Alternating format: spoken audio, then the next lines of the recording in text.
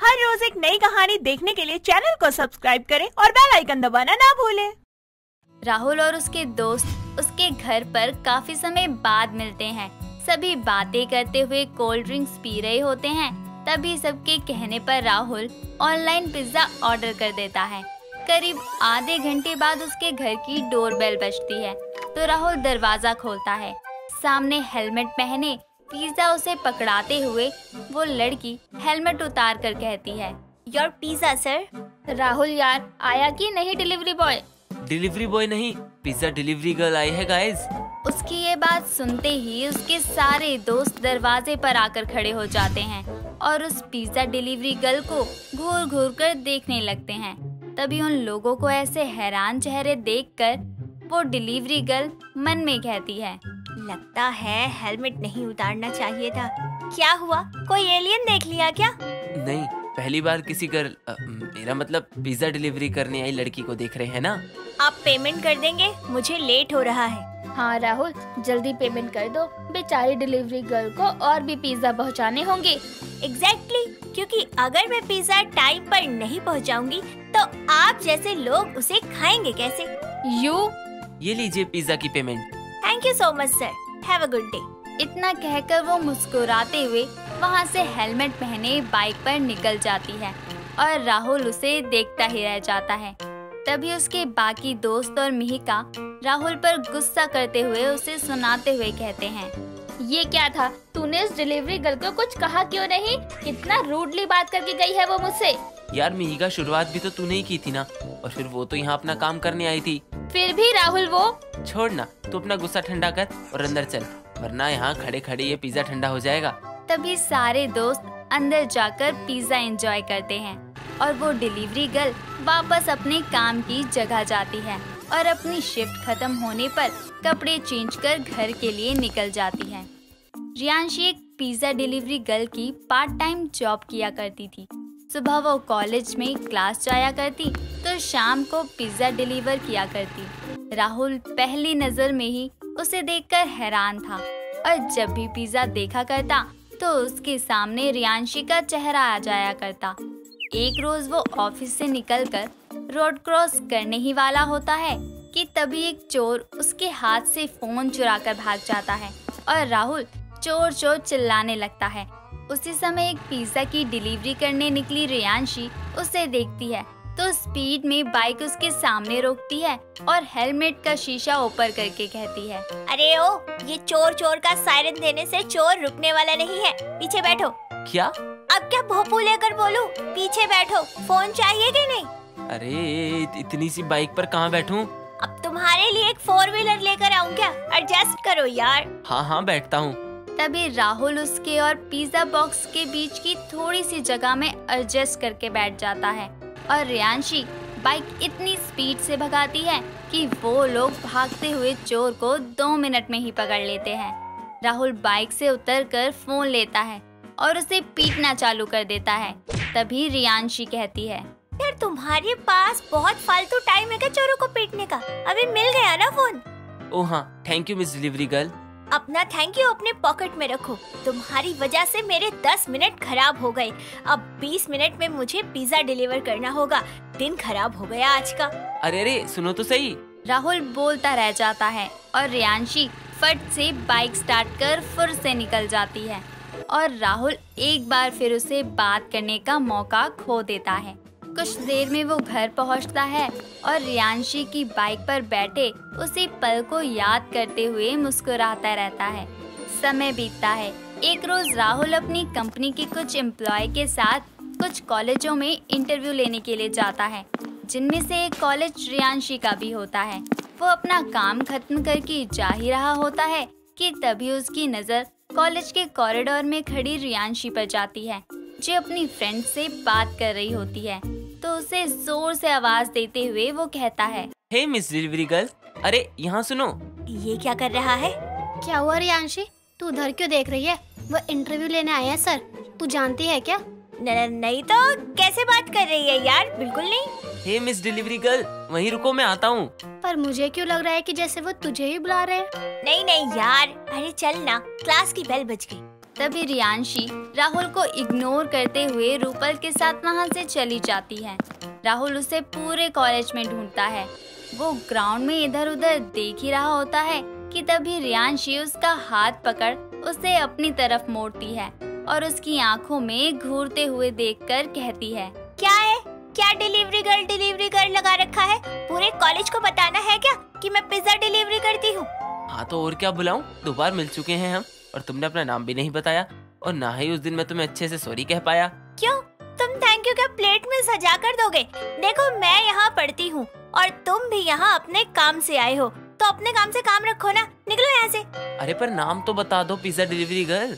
ये मानने नहीं वाला, कुछ भी नाम बता देती हूँ। संजना। रियांशी नाम है इसका। मॉडर्न कॉलोनी फ्लैट नंबर 4 मेरे साथ ही रहती है। मोटी फोन नंबर भी दे दे। हाँ नोट कीजिए 952। रूपल तू नहीं बचेगी आज। तभी रियांशी रूपल के पीछे भागती है। उस दिन रियांशी को अपने इतने करीब देखकर राहुल को भी बहुत अच्छा फील होता है और एक रोज वो उसी पिज्जा रेस्टोरेंट में शाम को जाता है जहाँ Riyanshi part time delivery girl का काम किया करती थी। वो पिज्जा लेकर डिलीवरी के लिए निकलने ही जा रही होती है कि तभी राहुल उसके सामने आ जाता है। तुम? हेलो, कैसी हो? बिजी हूँ, जैसा तुम देख ही सकते हो। मैं भी चलूं साथ? मैं सैर करने नहीं, पिज्जा डिलीवरी करने जा रही हूँ। Side please. यार मैं तुमसे दोस्ती करना चाहता हूँ, इतने प्यार से बात कर रहा हूँ, थोड़ा तो भाव दो। ठीक है, अपनी बाइक निकालो, आज तुम्हारी बाइक से पिज्जा डिलीवरी होगा। मतलब? अभी तो तुमने कहा भाव दो, अब दे रही हूँ तो रास नहीं आ रहा। चलोगे? जल्दी करो। ये डिलीवरी गर्ल सच में बहुत अलग है। हाँ चलो। दोनों राहुल की बाइक पर बैठ जाते हैं और कुछ ही देर में पिज्जा डिलीवरी वाले एड्रेस पर पहुंच जाते हैं। रियांशी डोरबेल बजाकर जैसे ही पिज्जा उस आदमी को देती है तो वो आदमी कहता है, कितनी बेकार सर्विस है, तुम पिज्जा वालों की। कोई इतना इंतजार करवाता है क्या? लेकिन सर पिज्जा आधे घंटे के अंदर ही आप तक पहुंचा दिया है, फिर देरी कैसी? ओ डिलीवरी करने वाली, अपनी हद में रहकर बात करो। और पिज्जा गर्म है कि नहीं? सर प्लीज पेमेंट कर दीजिए। हाँ हाँ दे रहा हूँ। तभी वो आदमी अपनी जेब से पैसे निकालकर नीचे गिरा देता है। ये देखकर राहुल को बहुत गुस्सा आता है। वो उसकी तरफ आ ही रहा होता है कि तभी रियांशी उस आदमी का हाथ मरोड़कर उसी से पैसे उठवाती है और उसके हाथ से पैसे लेकर जोर से उसका हाथ झटक देती है। मेरा हाथ। दोबारा हाथ तुड़वाने की इच्छा है तो पिज्जा ऑर्डर जरूर कीजिएगा सर। अब एंजॉय योर पिज्जा। इस तरह वो सिचुएशन को खुद ही हैंडल कर लेती है। ये देख राहुल उसकी तरफ मुस्कुराता हुआ देखता है तो रियांशी कहती है, क्या हुआ? मेरा थोपड़ा कुछ ज्यादा ही चिकना दिख रहा है क्या? हाँ बिल्कुल, जैसे पिज्जा पर चीज होता है वैसा। वैसे तुम काफी ब्रेव हो। हाँ, पिज्जा डिलीवरी के टाइम पर बहुत सारे लोग मिलते हैं। कोई प्यार से ऑर्डर लेकर पैसे दे देता है तो कोई इस कबाड़ी की तरह बदतमीजी करता है। लेकिन सब पिज्जा डिलीवरी गर्ल को देखकर हैरान हो जाते हैं, जैसे डिलीवरी गर्ल नहीं कोई एलियन ही आ गई हो, जैसे तुम हो गए थे उस दिन। हाँ वैसे कुछ कन्फेस करना था। Miss pizza delivery girl, will you be my girlfriend? दिल आ गया है तुम पर। काफी चीजी लाइन हो गई ना। पिज्जा पार्टी दो तो कुछ सोच सकती हूँ इस बारे में। बस क्यों नहीं, चलो चलते हैं miss pizza delivery girl. Riyanshi मुस्कुराकर उसकी बाइक पर बैठ जाती है और उसे कसकर पकड़ लेती है और राहुल पिज्जा डिलीवरी गर्ल के साथ एक लॉन्ग ड्राइव पर निकल जाता है।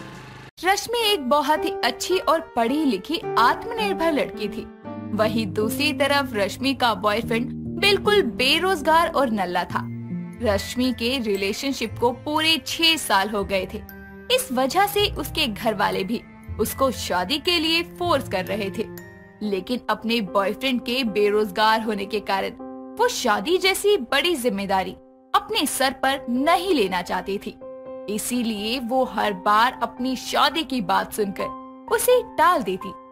ऐसे ही कुछ दिन बीत जाते हैं। तभी एक रोज रश्मि ऑफिस से अपने बॉयफ्रेंड विकास से मिलने पार्क जाती है और बोलती है, विकास अब बहुत हो गया, तुम कोई जॉब क्यों नहीं देखते? क्या हुआ, आज इतना दिमाग गर्म क्यों है? किसने क्या बोल दिया तुम्हें? तुम जॉब कब करोगे? इतने टाइम में तुम्हें अभी तक कोई जॉब नहीं मिली है। मेरे घर वाले मुझे मैरिज के लिए फोर्स कर रहे हैं। अच्छी बात है ना बेबी, हम दोनों एक दूसरे से प्यार ही इतना करते हैं तो शादी तो करनी होगी ना। शायद तुम भूल रहे हो कि तुम एक नल्ले और बेरोजगार लड़के हो। अगर मेरे घर वालों को पता चल गया ना तो वो मेरी शादी तो करेंगे नहीं और तुम्हारी पिटाई करेंगे वो अलग। तुमसे अपनी बाइक से लेकर खाने तक का तो खर्चा उठाया नहीं जाता, शादी करके क्या मेरा खर्चा खा खोटाओगे? बेबी तुम अब इतनी इंसल्ट मत करो मेरी, मैं तुमसे प्यार करता हूँ। इस मुसीबत की घड़ी में तुम्हें मेरा साथ देना चाहिए। अब तुम मेरा साथ नहीं दोगे तो कौन देगा? मैं कोशिश तो कर रहा हूँ ना जॉब ढूंढने की, बस मिल नहीं रही। बस यार बात मत करो तुम मुझसे। पिछले 6 साल से तुम्हारा खर्चा मैं उठा रही हूँ। तुम जल्दी से कुछ कर लो वरना मैं कहीं और शादी कर लूंगी और तुम बैठे रहना। यार ऐसा मत बोलो, तुम चली गई तो मेरा क्या होगा? मुझे पैसा कौन देगा खर्चे के लिए? तुम कहना क्या चाहते हो? मैं तुम्हारे लिए सिर्फ तुम्हारा ATM कार्ड हूँ? नहीं, मेरा वो मतलब नहीं था। मैं जल्दी जल्दी कुछ सोचता हूँ, तुम गुस्सा मत हो। इतना कहकर विकास वहाँ से चला जाता है और रश्मि अपने घर की तरफ आती है तो सभी घर वाले फिर से उसके सामने शादी की बात रखते हैं और वो परेशान होकर कुछ महीनों का टाइम मांगकर बात को टाल देती है। तभी उसकी भाभी प्रिंसी बोलती है, रश्मि तुम ये बिल्कुल मत सोचना कि हम लोग तुम्हें इस घर से भगाना चाहते हैं या तुम हम पर बोझ हो, इसलिए तुम्हें शादी के लिए फोर्स कर रहे हैं। हाँ रश्मि प्लीज तुम हमें गलत मत समझना, तुम्हारी भाभी सही कह रही है, हमारा ऐसा कोई मतलब नहीं है। नहीं भाई मैं समझ सकती हूँ कि आप लोग मेरे ही लिए परेशान हैं, इसलिए ये सब बोल रहे हो। रश्मि हर चीज का एक टाइम होता है और तुम्हारे रिलेशनशिप को भी बहुत टाइम हो गया है तो हमें लगता है तुम्हें अब शादी कर लेनी चाहिए। भाभी आप सही कह रही हैं। तो क्यों ना कल विकास को खाने के लिए घर बुलाते हैं, इसी बहाने मिलना भी हो जाएगा। कम से कम हम भी तो देखें अपनी बहन की पसंद। इतने सालों से तो तुम टाल रही हो, हमें मिलवाती नहीं हो और हमें तुम पर पूरा ट्रस्ट है, इसीलिए हमने कभी तुम्हें फोर्स नहीं किया। बट कल तुम्हें विकास को घर बुलाना ही होगा। भैया वो काफी बिजी रहते हैं अपने बिजनेस के काम में, इसीलिए उन्हें टाइम नहीं मिल पाता। नहीं हमें कुछ नहीं पता, कल तो हम सभी विकास से मिलकर रहेंगे। अक्षय बिल्कुल सही कह रहा है, इतने साल हो गए, कम से कम देखे तो हम उसे। माँ आप समझ क्यों नहीं रही हैं? वो अपने काम में बिजी है, उनका आना थोड़ा मुश्किल है। इतना भी क्या बिजी जो एक दिन ना निकाल पाए? शादी करनी है ना उससे तो पहले मिलवा उससे, वरना तेरी शादी हम उससे नहीं करेंगे। अच्छा ठीक है मैं कल उन्हें बुला लेती हूँ, आप ऐसा मत बोलो। सरोज की बात सुनकर रश्मि विकास को कॉल करके सब कुछ समझाती है और उसे अपने घर आने को कहती है। अगले दिन सुबह रश्मि के कहने पर विकास रश्मि के घर आता है और सभी परिवार वालों से मिलता है। अपनी बात से वो सबको खुश कर देता है, जो चीज रश्मि को बहुत अच्छी लगती है। कुछ समय बाद जब विकास वापस जा रहा होता है तभी रश्मि को अकेले देखकर बोलता है, यार कुछ पैसे दे दो ना, वो जो जितने पैसे थे ना तुम्हारे घर आने में खर्च हो गए। अब मैं कल कैसे आऊँगा तुमसे मिलने? अब क्या हुआ? अभी तो सबके सामने बोल रहे थे कि तुम्हारा खुद का बिजनेस है, अपना खुद का फ्लैट है। अब कहाँ गया सब? बताना जरा। सच कहो कि तुम बिल्कुल नल्ले हो, तुम्हारे पास कोई जॉब नहीं है, तुम्हारे पास कोई फ्लैट नहीं है, जो है वो रेंट पर है और जिसका रेंट मैं पे करती हूँ। तुम्हारे लिए ही तो झूठ बोला है, वरना तुम्हारे घर वाले मुझे कैसे पसंद करते? जो भी तुम सोचो, मैं तुमसे कितना प्यार करती हूँ। तुम्हारे लिए अपनी फैमिली से झूठ बोल रही हूँ, मुझे अच्छा नहीं लग रहा, इसलिए जो कुछ मैंने झूठ कहा है ना उसे जल्दी से तुम सच में बदल दो। जो हुक्म मेरे आका, अब पैसे तो दे दो। ओके। रश्मि विकास को पैसे दे ही रही होती है कि तभी उसकी भाभी प्रिंसी वहाँ आ जाती है और सब कुछ देख लेती है। अपनी भाभी को वहाँ देखते ही रश्मि के होश उड़ जाते हैं और वो डरते हुए अपनी भाभी प्रिंसी से बोलती है, क्या हुआ भाभी, आपको कोई इम्पोर्टेंट काम था? नहीं ऐसा कुछ भी नहीं है, तुम्हें बाहर खड़े देखा तो बस पास आ गई। ओके भाभी। प्रिंसी सब कुछ देखने के बाद भी रश्मि से कुछ नहीं कहती। ऐसे ही कुछ दिन बीत जाते हैं, लेकिन विकास की हरकतों में कोई सुधार नहीं आता और हमेशा की तरह रश्मि से पैसे मांगकर वो अपना खर्चा पूरा करता रहता है और कोई जॉब नहीं ढूंढता। रश्मि की कोई बात उसके समझ तक नहीं आती। ऐसे ही कुछ दिन और निकल जाते हैं। तभी एक दिन प्रिंसी अपने पति अक्षय से बोलती है, अक्षय जी आप मेरी एक बात मानोगे? ऐसी क्या बात है जिसके लिए तुम्हें पूछना पड़ रहा है? अक्षय जी मुझे विकास जी पसंद है, लेकिन मुझे कुछ ठीक नहीं लग रहा। क्यों ना हम एक बार उनसे मिलने उनके घर जाए बिना किसी को बताए? आखिर आपकी बहन का सवाल है, इतना तो चेक कर लेना चाहिए। बात तो तुम सही कह रही हो। ओके कल चलते हैं। अगले दिन प्रिंसी और अक्षय विकास के फ्लैट पर जाते हैं, जहां विकास के फ्लैट का मालिक उसे फ्लैट से निकालने की धमकी दे रहा था और बहुत बहस कर रहा था। दोनों चुपचाप सब कुछ सुनकर बिना विकास से मिले घर वापस आ जाते हैं। ऐसे ही कुछ दिन और बीत जाते हैं।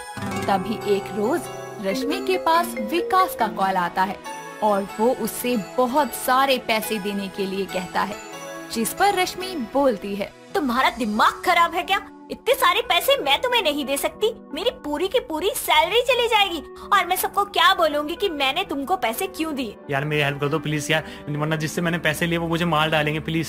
ऐसा मत बोलो, ठीक है तुम घर के बाहर आओ, मैं देती हूँ पैसे। विकास के कहने पर रश्मि जैसे ही घर के बाहर आकर विकास को पैसे देने लगती है, तभी उसकी भाभी प्रिंसी और उसका भाई अक्षय वहाँ आ जाते हैं और उसे पैसे देते हुए देख लेते हैं।